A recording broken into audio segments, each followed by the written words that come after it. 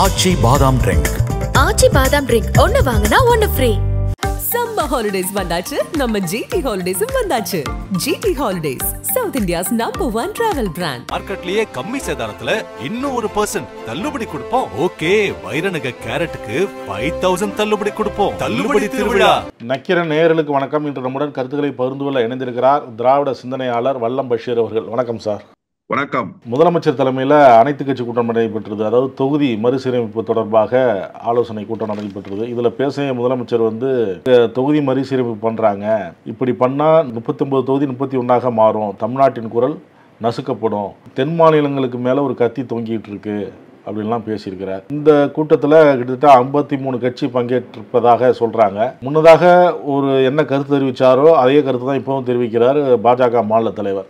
எந்த அடிப்படையில் முதலமைச்சர் இது போன்று சொல்கிறார்? எந்த ஒரு அடிப்படையும் இல்லாமல் இந்த மாதிரி சொல்கிறாரு. மக்கள் பிரச்சனைகளை திசை திருப்புவதற்காக இதை கையில் எடுத்து இந்த மாதிரி சொல்கிறாரு. அமித்ஷாவிலேருந்து எல்லோரும் அந்த சொல்லிட்டாங்க ஒரு தொகுதி கூட குறையாதுன்னு சொல்லி, அப்படியும் இருந்தோம், மீண்டும் மீண்டும் இதையே சொல்கிறாங்க அப்படின்னு சொல்கிறார். தொகுதி மறுசீரமைப்பு என்பது 2026 கட்டாயம் செய்யப்பட வேண்டிய ஒன்று.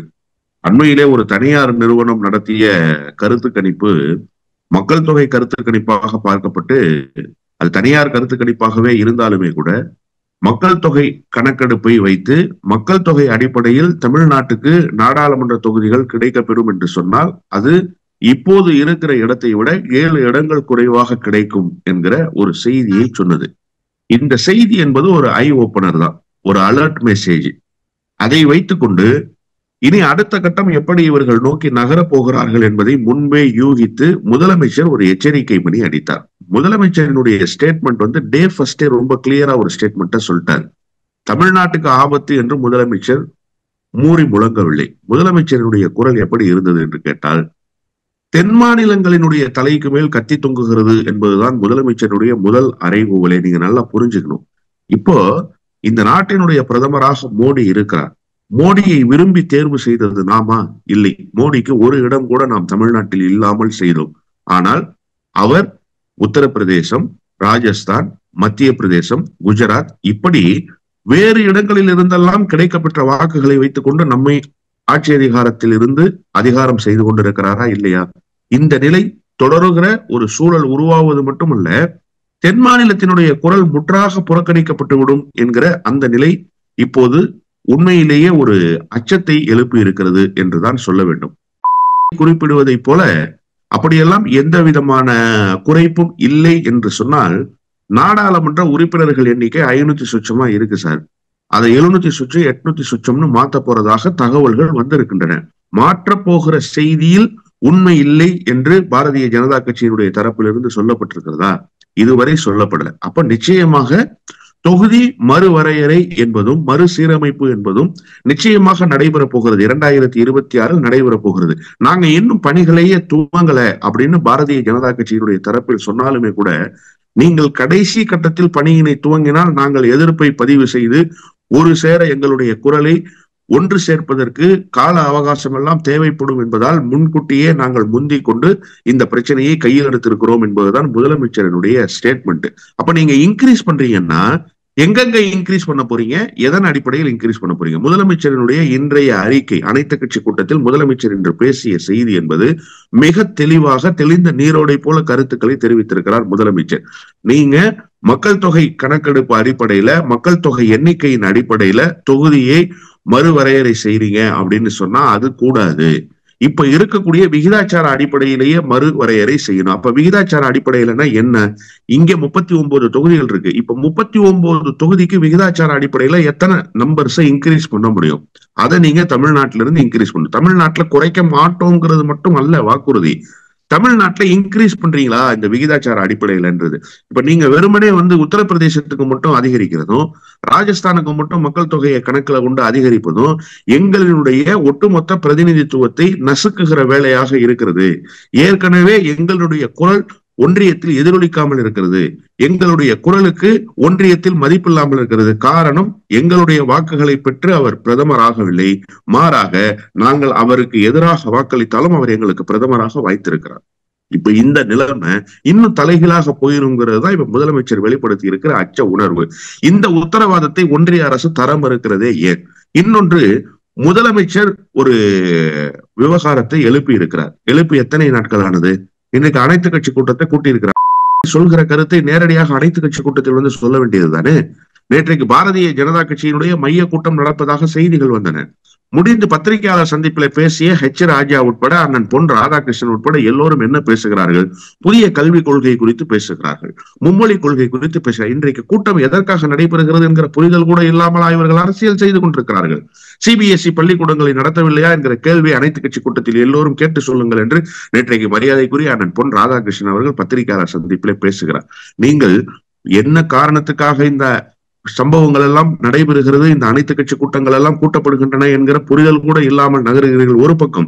இன்னொன்று, உங்கள் குரலை அனைத்து கட்சி கூட்டத்தில் வந்து எல்லோருக்கும் முன்னிலையில் சொல்லியிருக்கலாமே. ஒன்றிய அரசில் ஆண்டு கொண்டிருக்கிற கட்சி யார் என்று கேட்டால் பாரதிய ஜனதா கட்சி தான். அப்போ உங்களுடைய குரலை நீங்க வந்து இன்றைக்கு நடக்கிற கூட்டத்துல வந்து ஏங்க நீங்க அச்ச உணர்வை கிளப்புறீங்க, ஏங்க பதட்டமான சூழலை உருவாக்குறீங்க? அப்படியெல்லாம் எந்த அறிவிப்பும் இல்லை. ஏன்னா பேசுவதற்கு திராணி இல்லையா, தெம்பு இல்லையா? ஏன் அனைத்து கட்சி கூட்டத்தை புறக்கணித்து விட்டு பத்திரிகையாளர் சந்திப்பிலே போய் நின்று பேச வேண்டும்? எனவே இவர்களுக்குள் ஒரு நோக்கம் இருக்கிறது. அந்த நோக்கத்தை முன்னரே கண்டறிந்து ஒரு எச்சரிக்கை மணியை முதலமைச்சர் அடித்து விட்டார். இப்படி ஒரு சம்பவத்தை முதலமைச்சர் செய்வார் என்று அவர்கள் எதிர்பார்க்கவில்லை. இந்த சம்பவத்தை முதலமைச்சர் செய்ததற்கு பிறகு இப்போது இவர்கள் கதறி கொண்டிருக்கிறார்கள் என்றுதான் நான் புரிந்து கொள்கிறேன். தொகுதி சீரமைப்பை 30 ஆண்டுகளுக்கு ஒத்தி வைக்க வேண்டும், இதை வந்து நாடாளுமன்றத்தில் பிரதமர் அறிவிக்க வேண்டும் அப்படிங்கிறார். இதை எப்படி பாக்குறீங்க? இல்ல, நிச்சயமாக தொகுதி சீரமைப்பு என்பதை நிறுத்தி வைக்கத்தான் வேண்டும். ஒரு தெளிவான முடிவு எட்டப்படாமல் 2026க்கு இன்னும் பெரிய அவகாசம்லாம் இல்லை சார். நெருக்கி சொன்னால் 9 மாத காலம் தான் இருக்கிறது. தேர்தல் தேதி அறிவிக்கப்படுவதற்கு இன்னும் சரியாக 9 மாத காலம் தான். இப்ப நீங்க எந்த அடிப்படையில செய்ய போறீங்கன்ற புரிதலை மாநிலங்களுக்கு ஏற்படுத்தணும். மாநிலங்களுக்கு அதில் என்ன கருத்து இருக்கிறது, மாநில முதலமைச்சர்களுடைய கருத்து என்ன, இவற்றையெல்லாம் கேட்டு ஜனநாயக முறையில பதிவு செய்யணும். இப்ப ஒரு ஆபத்து சூழ்ந்திருப்பதாக ஒரு முதலமைச்சர் அறைகோல் விடுத்துட்டார்ல, அதிலும் குறிப்பா 5 மாநிலங்களை சேர்த்து தென் மாநிலங்களின் தலையில் கத்தி தொங்குகிறதுன்னு சொல்றார். கர்நாடகா, கேரளா, ஆந்திரா, தெலுங்கானா, தமிழ்நாடு, இவை எல்லாவற்றையும் சேர்த்தே அவர் சொல்கிறார். இப்ப இந்த அச்ச உணர்வு ஏற்பட்டதற்கு பிறகு ஏன் இதுவரை பிரதமர் தரப்பிலிருந்து எந்த விளக்கமோ அல்லது இதற்கு உண்டான என்ன ஏற்பாடுகள் இதுவரை நடந்திருக்கிறது என்பதை ஒன்றிய அரசு தரப்பிலிருந்து சொல்லவே இல்லையே. கோயம்புத்தூருக்கு வந்து அமித்ஷா சொன்னதாக இவர்கள் சொல்கிறார்கள். அமித்ஷா சொன்னதை எப்படி நம்ப முடியும்? அமித்ஷா கடந்த காலத்துல சொன்ன வாக்குறுதிகள் எல்லாம் அப்படியே இருந்ததா? அதெல்லாம் நிறைவேற்றப்பட்டதா? அவருடைய குரல் எப்போதும் ஒரே போன்று இருந்ததா என்று கேட்டால் அவருடைய 10 ஆண்டு கால ஹிஸ்டரியில அவருடைய குரல் பல்வேறு குரல்களாக மாறி இருக்கின்றன. பொதுவாக பஞ்சாப்ல விவசாயிகள் பிரச்சனை துவங்குவதற்கு முன்பாக ஒரு பயணத்தை மேற்கொண்டார் அமித்ஷா. அந்த பயணத்துல என்ன சொன்னாரு? விவசாயிகளுக்கு எந்த சங்கடமும் இல்லாமல் தான் நாங்கள் புதிய வேளாண் மசோதாவை வடிவமைத்துக் கொண்டிருக்கிறோம்னு சொன்னாரு. ஆனா வேளாண் மசோதா வந்ததற்கு பிறகு விவசாயிகள் எப்படி கொந்தளித்தார்கள் என்பதை இந்த நாடு பார்த்தது. அப்ப அமித்ஷா சொன்ன வாக்குறுதியை ஏற்கலாமா வேண்டாமா? அமித்ஷா சொன்ன வாக்குறுதியில் உறுதியாக இருந்தாரா? இல்ல. இன்னொன்று, புதிய குடியுரிமை சட்டம் வந்தால் இந்தியாவில் இருக்கிற ஒரு இந்தியன் கூட பாதிக்கப்பட மாட்டார். இது அமித்ஷாவினுடைய குரல். ஆனா புதிய குடியுரிமை சட்டம் வருகிறது என்று தெரிந்த உடனேயே புதிய குடியுரிமை சட்டத்தினுடைய முதல் அட்டாக்கை யாருன்னு பாத்தீங்கன்னா அசாம்ல இருக்கக்கூடிய 8 லட்சம் அசாமிகள் குடியுரிமையை இழந்து போனார்கள். அப்போ ஒரு இந்தியன் கூட பாதிக்கப்பட மாட்டான்னு சொன்னார்ல அமித்ஷா. அப்போ 8 லட்சம் அசாமிகள் பாதிக்கப்பட்டாங்களே, பாதிக்கப்பட்ட 8 லட்சம் அசாமிகள் இந்தியர்கள் இல்லையா? அவர்களை இந்திய குடிகளாக இந்த அரசு கருதவில்லையா?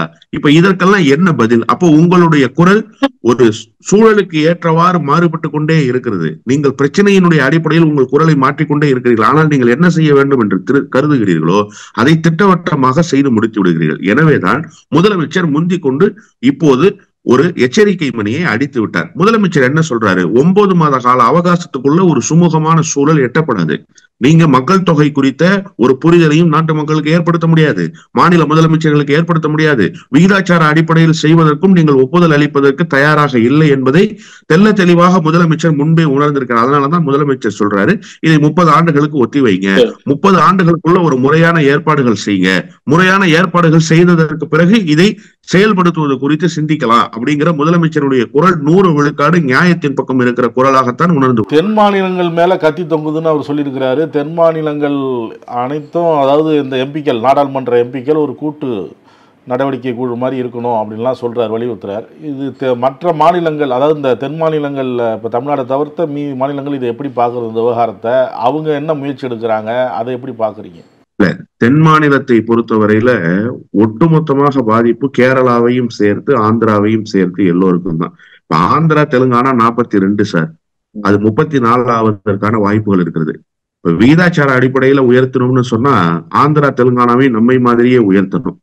கர்நாடகாவுல உங்களுக்கு தொகுதி அதே போல குறையுது, 2 தான் குறையுதுன்னு சொன்னாலுமே கூட அது விகிதாச்சார அடிப்படையில உயர்த்தாம போனா ஒரு மிகப்பெரிய பின்னடைவை சந்திக்க நேரிடும். இது ஒரு புறத்துல. இன்னொன்று, கேரளாவுல 8 தொகுதிகள் குறையுது, இருக்கிறதே 20 தான், அது 12ஆக மாறுது. இப்ப இந்த அவேர்னஸ முதலமைச்சர் உருவாக்கி இருக்கிறாரு, இந்த புரிதலை முதலமைச்சர் ஏற்படுத்தி இருக்காரு. இப்ப முதலமைச்சர் என்ன சொல்றாரு, தென் மாநிலத்தினுடைய தலையில் கத்தி தொங்குகிறது என்று சொன்னால், ஏற்கனவே தென் மாநிலத்தினுடைய குரல் எதிரொலிக்காமலேயே ஒரு அரசு செயல்படுகிறது, தென் மாநிலத்தினுடைய குரலுக்கு செவிசாய்க்காமலேயே ஒரு அரசு செயல்படுகிறது. கேரளாவுல ஒரு இடம் தான் சார் கொடுத்தாங்க பாரதிய ஜனதாவுக்கு. கேரள மக்கள் விரும்பி வாக்களித்த பிரதமரா இன்றைக்கு இருக்கிறார். கேரள மக்கள் விரும்பி வாக்களித்த கட்சியா இன்றைக்கு அதிகாரத்தில் இருக்கிறது. தமிழ்நாடு போலவே தான் கேரளாவும். கர்நாடகாவில் வேண்டுமானால் சொற்பமான இடத்தை கொடுத்திருக்கலாம்.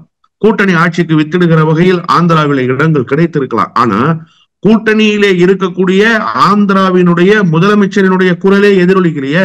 வக்பு சீர்திருத்த மசோதாவில் சந்திரபாபு நாயுடுடைய நிலைப்பாடு என்ன? சந்திரபாபு நாயுடு குரலுக்கு செவி சாய்க்கப்பட்டதாங்க இல்ல. அப்போ நீங்க அதிகாரத்தை யாருடைய துணை கொண்டு அரியணையில் ஏறி இருக்கிறீர்களோ, அதிகாரத்தில் இருக்கிறீர்களோ, அவர்களுடைய குரலுக்கே தென் மாநிலத்தில் மதிப்பில்லை என்று சொன்னால், நீங்க யாருடைய உதவியும் இல்லாமல், யாருடைய தயவும் இல்லாமல் தென் மாநிலத்தினுடைய எந்த விதமான மக்களாட்சி பிரதிநிதித்துவமும் இல்லாமல் ஒரு அதிகாரத்தை கொண்டு செலுத்த முடியும் என்கிற சூழல் வரும் என்று சொன்னால், இது ஒட்டுமொத்த தென் மாநிலத்துக்கு எவ்வளவு பெரிய பாதிப்பை ஏற்படுத்தும். இப்பயே நிதி பகிர்வுல பாக்குறோம், ஒரு மாற்றாந்தாய் மனப்பான்மையோடு செயல்படுகிற அரசாக இந்த அரசு இருக்கிறது. எனவே முதலமைச்சர் பொறுப்புணர்ந்து செயல்பட்டிருக்கார். மற்றவங்க எல்லாம் இதை பின்பற்றுவாங்களா, மற்றவங்க எல்லாம் இதுல வருவாங்களா? நிச்சயமாக வந்து சேர்வார்கள். அந்த இடத்தை உருவாக்குகிற ஆற்றலும் வல்லமையும் முதலமைச்சருக்கு இருக்கிறது என்றுதான் நான் கருதுகிறேன். ஏன்னு சொன்னா, இந்தியா கூட்டணிக்கு முகம் தந்தவர் இந்த முதலமைச்சர். இந்தியா கூட்டணியிலே காங்கிரஸ் கட்சிக்கும் அரவிந்த் கெஜ்ரிவாலுக்கும் ஒரு பிணக்கு ஏற்பட்ட போது அந்த பிணக்கை சரி செய்த பெருமை நம்முடைய முதலமைச்சருக்கு உண்டு. எனவே அந்த ஆல் இண்டியா லாபில அவருக்கு என்ன பண்ணணும்ன்றத கலைஞரை போலவே நேர்த்தியாக கையாளுகிற யுக்திகளை தெரிந்து வைத்திருக்கிறார் முதலமைச்சர். அதனாலதான் அவர் எச்சரிக்கை மணியை தென்னிந்தியாவு தலைக்கு மேல் கத்தி தொங்குகிறது நடிச்சார். அவர் வெறுமனே தமிழ்நாடுன்னு அடிச்சுட்டு போயிருக்கலாம், தமிழ்நாட்டினுடைய குரலாக எதிரொலிச்சுட்டு போயிருக்கலாம். மாறாக தென்னிந்தியாவுக்கு ஆபத்து இருக்கிறது என்று சொன்னதன் மூலமாக தென்னிந்திய முதலமைச்சர்களை ஒருங்கிணைக்க முடியும், தென்னிந்தியாவில் இருக்கக்கூடிய பிரதான கட்சிகளை ஒருங்கிணைக்க முடியும் என்பதை முன்பே உணர்ந்துதான் அவர் இந்த செயலுக்கு வந்திருக்கிறார்.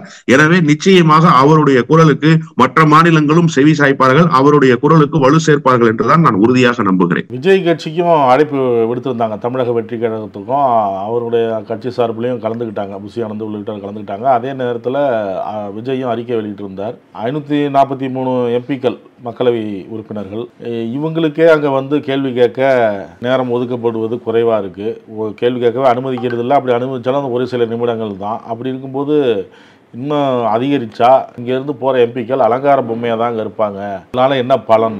அடிப்படை பிரச்சனை, மக்கள் பிரச்சனை எவ்வளவோ இருக்குது, ஒன்றியத்தில் இருக்கிற அரசு சரி செய்ய வேண்டிய பிரச்சனைகள் நிறையா இருக்குது அப்படின்னு சொல்லி அவர் ஒரு அறிக்கை வெளியிட்டிருக்கிறார். அதை எப்படி பார்க்குறீங்க? உண்மையிலேயே அற்புதமான ஒரு அறிக்கையை, முதல் முறையாக தெளிவான நிதானமான அறிக்கையை விஜய் கொடுத்திருக்கிறார் என்றுதான் நான் பார்க்கிறேன். ரொம்ப தெல்ல தெளிவா எல்லா செய்திகளையும் கோடிட்டு காட்டியிருக்கிறார். உண்மையிலேயே விஜயினுடைய கருத்தில் நான் உடன்படுகிறேன். இப்போது நாடாளுமன்ற உறுப்பினர்களுடைய எண்ணிக்கையை உயர்த்த வேண்டிய எந்த அவசியமும் இல்லை. இந்த நிலையிலேயே தொடர்வதுதான் இந்தியாவினுடைய ஒருமைப்பாட்டுக்கு நன்மை பயக்கும், இந்தியாவினுடைய ஜனநாயகத்துக்கு நன்மை பயக்கும். ஏன்னு கேட்டா, விஜய் ஒரு விஷயத்தை அடிகோடிட்டு காட்டுறாருல, இப்ப இருக்கிற நாடாளுமன்ற உறுப்பினர்கள் பேசுவதற்கே போதுமான நேரம் கொடுக்கப்பட முடியலன்னு. அது உண்மையிலேயே யதார்த்தமான உண்மை. இப்ப இருக்கிற நாடாளுமன்ற உறுப்பினர்களை நீங்க 5 நிமிடங்கள் பேச வச்சாலே குறைந்தது ஒரு 3-4 நாட்கள் தேவைப்படுகிறது எல்லோருடைய குரலையும் ஒரு சேர பதிவு செய்வதற்கு. அதனாலதான் பதவி பிரமாணமே எத்தனை நாட்கள் எடுக்கிறாங்கிறத நாம பார்க்கிறோம். பதவி பிரமாணம் எடுக்கிறதுக்கு 2 நிமிடம் ஆகுமா? அதுவே 2 நாள் நடத்த வேண்டிய கட்டாயத்துல இருக்கும். இப்ப நீங்க இதை இன்க்ரீஸ் பண்றதன் மூலமாக நாடாளுமன்ற உறுப்பினர்கள் வெறும் அடையாளப்படுத்தப்படுகிற ஒரு நபராக இருப்பார்கள். எம்பி சார் இவரு அப்படின்னு ஊர்ல இருக்கிறவன் எம்பி அப்படின்னு சொல்லிக்குவானே தவிர டெல்லியில போய் அவங்க என்ன செய்ய போறாங்க, அவங்க தொகுதி பிரச்சனையை பேசுவதற்கான வாய்ப்புகளை ஏற்படுத்தி கொடுக்க முடியுமா? அதற்கான சூழல்கள் இருக்கா? நிச்சயமாக இல்லை. அப்ப அது எதற்காக தேவைப்படுகிறது இந்த உயர்வு என்கிற ஒரு கேள்வி இருக்குல்ல, அது உண்மையிலேயே நியாயமான கேள்வியாகத்தான் இருக்கிறது என்றுதான் நான் புரிந்து கொள்கிறேன். இன்னொன்று, இப்ப இதை செய்ய வேண்டிய அவசியம் என்ன? இப்ப என்ன கேடு வந்துருச்சு? இப்ப இங்கிருந்து 39 எம்பிக்களை நாம அனுப்பிச்சு வச்சிருக்கோம். இந்த 39 எம்பிக்கள் முறையாக செயல்படுவதற்கான வாய்ப்புகளை நீங்க பிளாட்ஃபார்மை உருவாக்கிட்டீங்களா நாடாளுமன்றத்துல? இல்லை, எங்களையே விடுங்க சார், நாம எதிர்கட்சியை விட்டுருவோம். பாரதிய ஜனதா கட்சியினுடைய நாடாளுமன்ற உறுப்பினர்கள் முழுமையாக செயல்படுவதற்கு, பாரதிய ஜனதா கட்சியில எத்தனை நாடாளுமன்ற உறுப்பினர்கள் நாடாளுமன்றத்தில் முத்திரை பதிக்கிற பேச்சை பேசி இருக்கிறார்கள்? நாடாளுமன்றத்தில் அவர்கள் குரல் எதிரொலித்ததாக எங்காவது செய்திகளை நீங்கள் ஒரு 10 நாடாளுமன்ற உறுப்பினருடைய பெயரை குறிப்பிட்டு சொல்கிற அளவுக்கு செய்தி சேர்ந்திருக்கிறதா? அப்ப என்னன்னா, பெர்ஃபார்மன்ஸ் பேசிஸ்ல இப்ப இருக்கிற எண்ணிக்கையின் அடிப்படையில் பார்த்தால் அங்க பெர்ஃபார்ம் பண்ண முடியாத ஒரு லேக் இருக்கு, அங்க ஒரு இடர்பாடு இருக்கு. அந்த இடர்பாடுகளை களைவதற்கான ஏதாவது முன்னேற்பாடுகள் இருக்கிறதா ஒன்றிய அரசு கிட்ட? வெறுமனே நீங்க எண்ணிக்கையை அதிகரிப்பதன் மூலமாக என்ன பயன் இருக்கிறதுன்ற ஒரு அற்புதமான கேள்வியை எழுப்பி இருக்கிறார். உண்மையிலேயே நியாயமான கேள்வி, நிதானமான அறிக்கையை விஜய் கொடுத்திருக்கிறார் என்றுதான் நான் புரிந்து கொள்கிறேன். அதிமுக பாஜக கூட்டணி முறிஞ்சதுக்கு அப்புறம் ஒருத்தர் கடுமையா தாக்கிலாம் பேசிட்டு இருந்தாங்க. திராவிட மண்ணில் பாஜக வேலையே இல்லைங்கிற மாதிரிலாம் சில தலைவர்கள் அதிமுகவில் மூத்த தலைவர்கள்லாம் பேசியிருக்கிறாங்க, இல்லைன்னு சொல்ல. சமீபத்தில் அவங்க கருத்து மோதல் அந்த அளவுக்கு இல்லை, கொஞ்சம் குறைஞ்சிருக்கு. அதிமுகவை பாஜக தாக்குறதும் பாஜகவை அதிமுக தாக்குறதும் கொஞ்சம் மென்மையாக தான் இருக்குது, அந்தளவுக்குலாம் இல்லை. எடப்பாடி பேசும்போது எங்களுக்கு திமுக எதிரி, அதை வீழ்த்தணும் அவ்வளவுதான், மற்ற எந்த கட்சிகளும் எங்களுக்கு எதிரி கிடையாது அப்படின்னு சொல்கிறாரு. இதே போல் பாஜக மாநில தலைவரும் சொல்கிறாரு, திமுக வீட்டுக்கு அனுப்பணும், திமுகவை எதிர்காலத்தில் பேசுவோம், எந்த கட்சியும் எதிரி கிடையாது அப்படின்னு அவர் சொல்கிறாரு. இப்போ பாஜக அதிமுக கூட்டணி மீண்டும் மலரும் அப்படின்லாம் பேசப்படுது. இது எப்படி பார்க்குறீங்க? அந்த கூட்டணி எங்கே முறிந்தது என்பதை நீங்கள் தெளிவுபடுத்தினால் மீண்டும் மலருமா மலராதா என்பதை நான் சொல்லுவேன். நாடாளுமன்ற எலெக்ஷன்ல தனியா தானே நின்னாங்க. அதுதான் சார். அதாவது என்னன்னு கேட்டீங்கன்னா, இந்த சீமான் ஒரு பேர் வழி இருக்குல்ல, அந்த பேர் வழியும் பாஜகவை எதிர்ப்பதாகத்தான் சொல்லிக் கொள்கிறது. ஆனால் பாஜகவுக்குள் உள்கூட்டு வைத்துக் கொண்டுதான் அதனுடைய அரசியல் செயல்பாடுகள் தமிழ்நாடு அரசியல் களத்தில் அமைகிறது என்பது பட்டவர்த்தனமான உண்மை. அது மாதிரிதான் நாடாளுமன்ற தேர்தலில் எதிர்த்திருந்தாலும் எங்காவது ஒரு இடத்தில் ஒன்றிய அரசை விமர்சித்து பிரச்சாரம் செய்தாரா எடப்பாடி பழனிசாமி?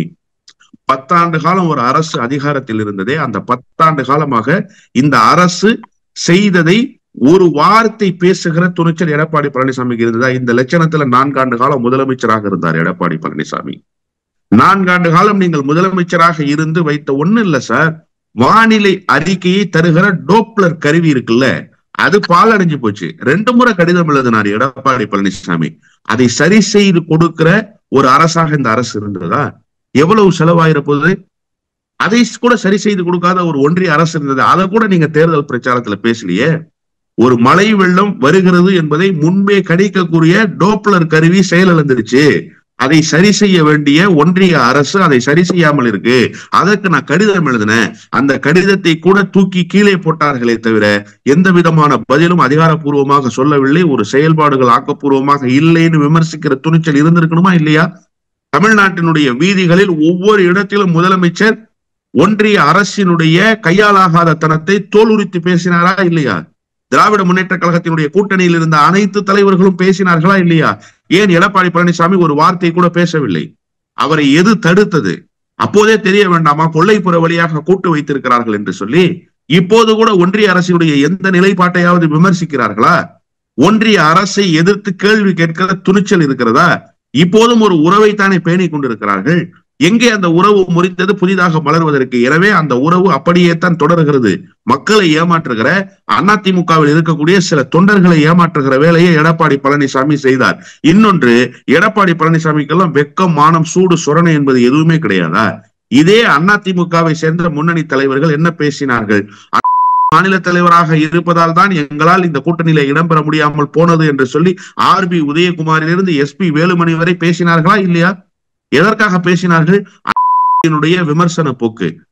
அண்ணா குறித்து, குறிப்பாக MGR ஜெயலலிதா குறித்து அவர் பேசிய விமர்சனங்களின் பொருட்டு தானே இவர்கள் ஒரு கொந்தளிப்பு மனநிலைக்கு வருவதை போல ஒரு நாடகத்தை ஆடினார்கள். இப்போது மன்னிப்பு கேட்டு விட்டாரா? ஜெயலலிதா அம்மையார் குறித்து நான் பேசியது தவறுதான், அதற்காக வருத்தம் தெரிவிக்கிறேன் சொல்லிவிட்டாரா? எந்த மூஞ்சியை வைத்துக் கொண்டு கூட்டணிக்கு அழைத்து கொண்டிருக்கிறீர்கள்? திமுக தான் எங்களுக்கு பிரதான எதிரி என்று எந்த அடிப்படையில் நீங்கள் சொல்கிறீர்கள்?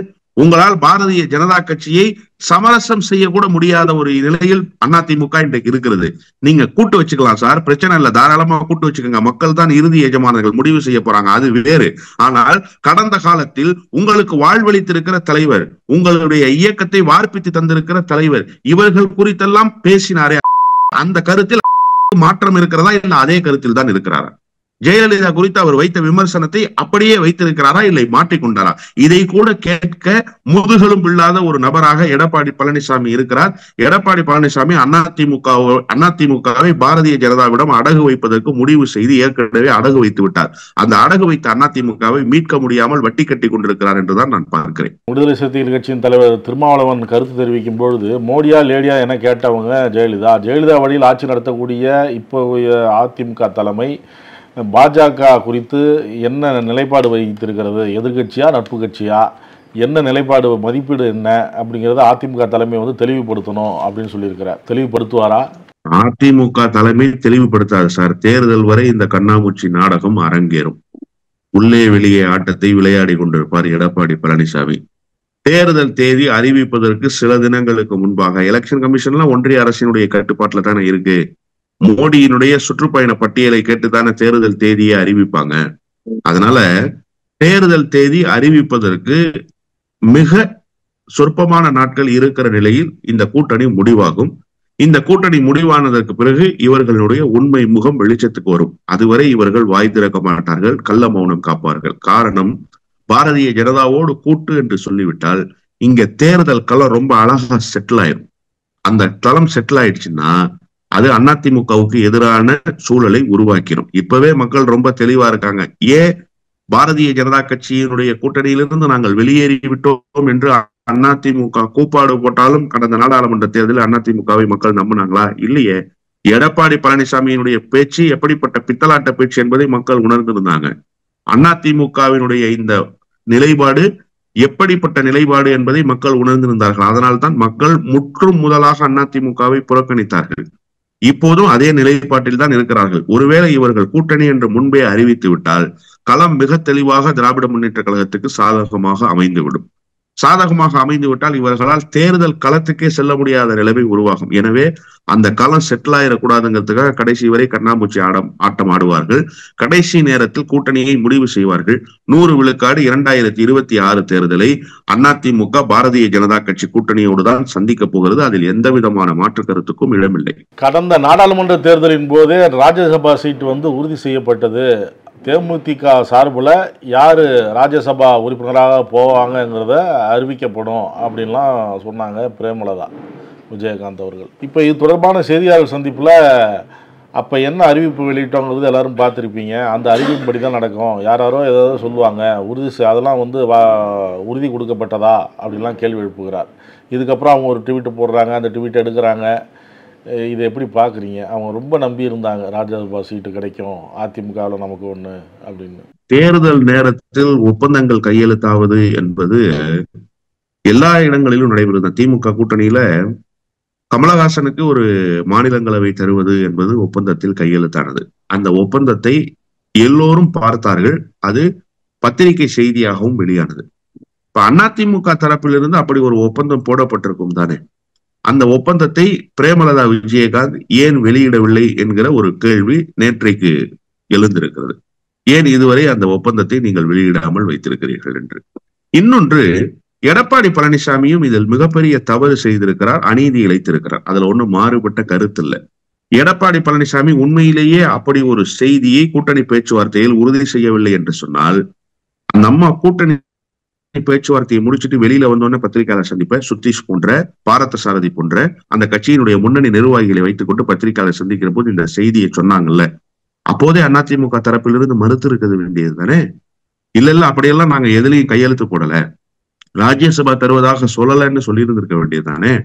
இதுவரை மறுக்காமல் இருந்ததனுடைய மர்மம் என்ன? அப்போ அவர்களிடத்திலே வாய் மூலமாக ஏதோ ஒரு பேச்சுவார்த்தை நடந்ததாகத்தான் பொருள் கொள்ள வேண்டும், அல்லது அவர்கள் பேச்சுவார்த்தையில் ராஜ்யசபா தருவதாக சொல்லிவிட்டு பின்னர் பின்வாங்கி இருக்க வேண்டும். இதுல எடப்பாடி பழனிசாமி மிகப்பெரிய துரோகத்தை தேமுதிகவுக்கு இழைத்திருக்கிறார். ஒன்று. இன்னொன்று, தேமுதிகவிடமும் ஒரு வார்த்தை கேட்க வேண்டியிருக்கிறது. நீங்கள் அதிமுகவோடு சுமூக உறவில் தான் இருக்கிறீர்களா? முதலில் அதிமுகவோடு உறவில் தான் நீங்கள் இருக்கிறீர்களா? தேர்தல் முடிந்ததற்கு பிறகு அதிமுகவினுடைய தலைமை அலுவலகத்துக்கோ அல்லது அதிமுகவினுடைய நெருக்கமானவர்கள் 2ஆம் கட்ட தலைவர்களோடோ நீங்கள் ஏதாவது ஒரு சுமூகமான நட்பை பேணி இருக்கிறீர்களா? இப்போது என்ன செய்திருக்க வேண்டும்? தேர்தல் மாநிலங்களவைக்கு வரப்போகிறது. முறையாக நீங்கள் பத்திரிகையாளர்களை சந்திப்பதற்கு முன்பு, எங்க கட்சி முடிவு செய்யும்னு சொல்வதற்கு முன்பாக அதிமுகவுடைய பொதுச் செயலாளர் என்று சொல்லிக் கொண்டிருக்கிற எடப்பாடி பழனிசாமியை சந்திச்சிருக்கணுமா இல்லையா? இந்த மாதிரி எங்க கட்சி சார்பா நாங்க கூடி ஆலோசனை செய்ய போறோம், ஏற்கனவே நாம பேச்சுவார்த்தை நடத்தி இருக்கிறோம், அதுல நீங்க ஒரு உத்தரவாதமும் கொடுத்திருக்கிறீங்க, நான் கூடி முடிவெடுக்கலான்னு இருக்கேன், உங்களுடைய தரப்பு ஆதரவை கேட்பதற்காக நான் வந்திருக்கிறேன்னு பேசியிருக்கணுமா இல்லையா? இவர் பாட்ட பத்திரிகையாளர் சந்திப்புல போய் எங்க கட்சி முடிவு செய்ய ஏற்கனவே பேசப்பட்ட ஒன்றுதான் கொடுத்துத்தான் ஆக வேண்டும் என்று சொன்னால், நீ சொல்வதற்கெல்லாம் ஆடுகிற ஆள் நான் இல்லை, நான் அமித்ஷா சொல்லித்தான் ஆடுவேனே தவிர பிரேமலதா சொல்லி ஆடுகிற நபர் அல்ல என்பதை எடப்பாடி பழனிசாமி சொல்லிவிட்டார். அவ்வளவுதான். இது ஒரு ஈகோ கிளாஷ் ஆயிடுச்சு. நீ என்னம்மா நீ பாட்டுல போய் அறிவிக்கிற, நாங்கள்லம்மா சொல்லணும், எங்கள்கிட்ட கேட்டியாமா, எங்களை வந்து பாத்தியாமா, ஒப்பந்தம்னு போட்டுட்டா உடனே நாங்க தூக்கி கொடுத்துடணுமாங்கிற ஒரு ஈகோ கிளாஷ் இப்ப எடப்பாடி பழனிசாமிக்கும் பிரேமலதாவுக்கும் வந்துருச்சு. பிரேமலதா அரசியல் செய்ய தெரியாமல் இந்த சூழலில் சிக்கிக் கொண்டார் என்றுதான் நான் புரிந்து கொள்கிறேன். அவருக்கு இன்னும் அரசியலில் கூடுதல் நிதானம் தேவைப்படுகிறது. எதை எப்படி செய்ய வேண்டும் என்று தெரியாமல் அந்த கட்சியை ஒட்டுமொத்தமாக ஊத்தி மூடுகிற வேலையை பிரேமலதா செய்து கொண்டிருக்கிறார் என்றுதான் நான் புரிந்து கொள்கிறேன். நாம பேசிட்டு இருக்கும்போது அனைத்து கட்சி கூட்டம் நடந்துட்டு இருக்கு. இந்த கூட்டத்துல முதலமைச்சர் பேசின அந்த தீர்மானத்துக்கு முழு ஆதரவு அளிக்கிறோம் அப்படின்னு சொல்லி அதிமுக சார்பில் பங்கேற்ற ஜெயக்குமார் சொல்லியிருக்கிறார். அதிமுக முதல் முறையாக தமிழ்நாட்டினுடைய நலன் சார்ந்து சிந்தித்து இருக்கிறது என்பது ஒரு வகையில் மகிழ்ச்சி. இன்னொன்று, ஜெயக்குமாரினுடைய நிலைப்பாடும் ராஜ்யசபா சீட்டு தருவதாக பிரேமலதாவுக்கு கொடுத்த வாக்குறுதி போல ஆகிவிடக் கூடாது. இப்போது முழு ஆதரவு என்று சொல்லிவிட்டு எடப்பாடியை போய் சந்திக்கிற போது யாரை கேட்டி ஆதரவு கொடுத்த, நான் சொன்னா ஏன்னா பொதுச் செயலாளரா நீ பொதுச் செயலாளரா என்கிற ஈகோ கிளாஷ் நாளை இதிலிருந்து பின்வாங்கி விடக் கூடாது. உண்மையிலேயே தென் மாநிலத்தினுடைய தலைக்கு மேல் தொங்கிக் கொண்டிருக்கிற கத்தியை அறுத்தெறிய வேண்டும் என்று சொன்னால், தென் மாநிலத்தை பாதுகாக்க வேண்டும் என்று சொன்னால், இன்றைக்கு முதலமைச்சர் எடுத்திருக்கிற இந்த முயற்சிக்கு வலு சேர்க்க வேண்டிய வரலாற்று கடமையை அதிமுக செய்ய வேண்டும். இந்த பாதிப்பை அறுவடை செய்ய போவது திமுக மட்டுமல்ல, நன்றாக புரிந்து கொள்ள வேண்டும். திமுக இதே நிலையில் இருக்கும் என்பதல்ல அரசியல் சூழல். நாளைக்கு இந்த இடத்துக்கு அதிமுக வந்து சேரும். அதிமுக இன்றைக்கு இருக்கிற இடத்துக்கு திமுக வந்து சேரும். இதுதான் தமிழ்நாட்டினுடைய அரசியல் சூழல். எனவே நாளை அதிமுகவும் அனுபவிக்க போகிற தண்டனைக்கு இன்றைக்கே வாருங்கள், ஒன்று சேர்ந்து இதை எதிர்த்து நிற்போம் என்று குரல் கொடுத்து அழைக்கிறார். முதலமைச்சர் ஈகோ இல்லாம அழைச்சார் சார். நாகப்பட்டினத்துல பேசுகிற போது சொன்னார், இவன் என்ன கூப்பிடுறது, நம்ம என்ன போகணும்னு நினைக்காதீங்க, இது ஒட்டுமொத்த தென்னிந்தியாவினுடைய பிரச்சனைன்னு சொன்னார்.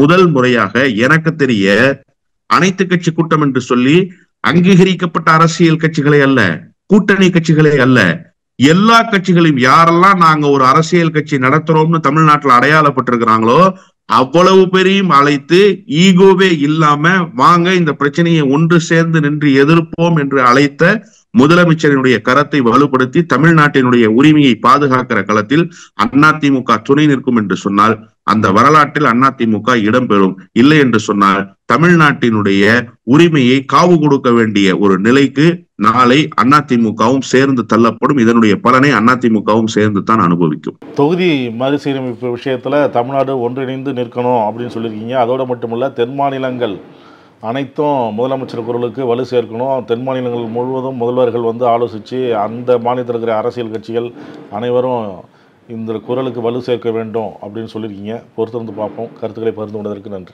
நன்றி. நக்கீரன் டிவிக்கு சப்ஸ்கிரைப் செய்யுங்கள். உங்கள் ஆதரவே எங்கள் பலம். ஆசிரியர்களுக்கு நண்பனாகவும் மாணவர்களுக்கு ஆசானாகவும் திகழும் தேர்வு வழிகாட்டி ஒவ்வொரு பாடத்திற்கும் அனுபவமிக்க ஆசிரியர்களின் துல்லியமான தெளிவான விடைகள். CNC இருக்கு, தேர்வு பயம் எதற்கு? இது தீரன் பப்ளிஷிங் ஹவுஸ் விற்பனை வெளியீடு.